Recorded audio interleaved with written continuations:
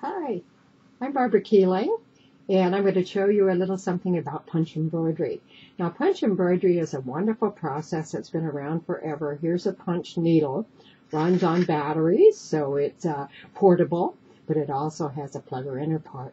This is regular sewing thread. You do not need any sewing skill to do this. Now, what you're going to do is put a pattern in your hoop so you can see your pattern. This would be the pattern size. This would be the side where the stitching is done. And then this is the finished side. Now, it's a bunch of little bitty loops that make up the design called punch embroidery. There are different sizes of needles. This particular one, which is called the Easy Punch, uses regular type sewing threads. Most all of the punch needles do, but some of them are a little bit thicker than others.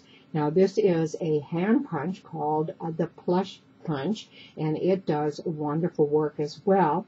And instead of running the machine along like a little sewing machine, you push the loops in and out using the little hand punch, and you can see how what a simple little thing it is. It's kind of like a little pin that you're just pushing in. You still work from the back. The loops appear on the front side. Now, what you would do if you were going to do a project, you might put you would put your pattern in the hoop so that you can see what you're doing. Now, what I did here is put the pattern in color so I could see the colors that I was going to use. And then the end result is a cluster of loops. So there is the finished piece. It's very textured and very fun. I'm a doll designer, so I do a lot of different kinds of doll things, and this is the punch embroidery one done from a little face pattern like that. Now, punch embroidery not only can be just a rhythmic stitch, but you can do wild stitching too.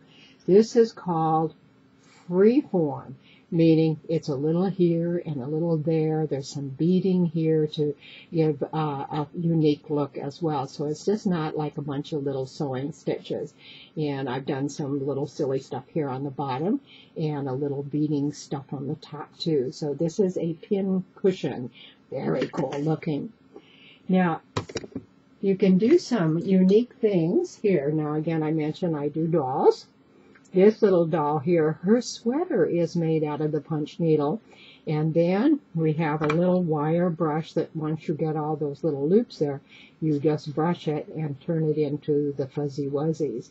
And you can see her little 1950s swing skirt here with a little poodle skirt that those of you who are older remember the days when you wore them to your local sock hop. So now also on my little 50s dolly, for her doll stand, I made, for those that you will remember what a vinyl is, this is the little record, or vinyl as we call it these days, that goes right on to the doll stand. So it made a cute little doll stand for my 50s doll. So punch embroidery, punch embroidery, punch embroidery. So you can see there's awesome stuff that you can do with your punch needle. Now, here's another little doll. All of this part here is all stitched with a punch needle. And I'm going to turn this over there. You can see the little stitches that were done to create this texture of embellishment. Real fast way to do embellishment, because sewing that much braid on would be a big job.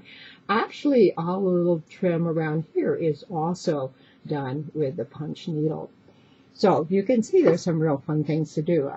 Last but certainly not least, a customer, Linda Friedman, did this beautiful piece, and she does have it for sale. So if you're interested, please email me and I'll give you her contact information. But look at this gorgeous piece. I'm going to bring it real close up here. She punch needled this beautiful little square and then mounted it in this awesome frame that makes a really elegant piece. So for those of you who have the question of punch embroidery, what do you do with it? I think maybe I answered your question.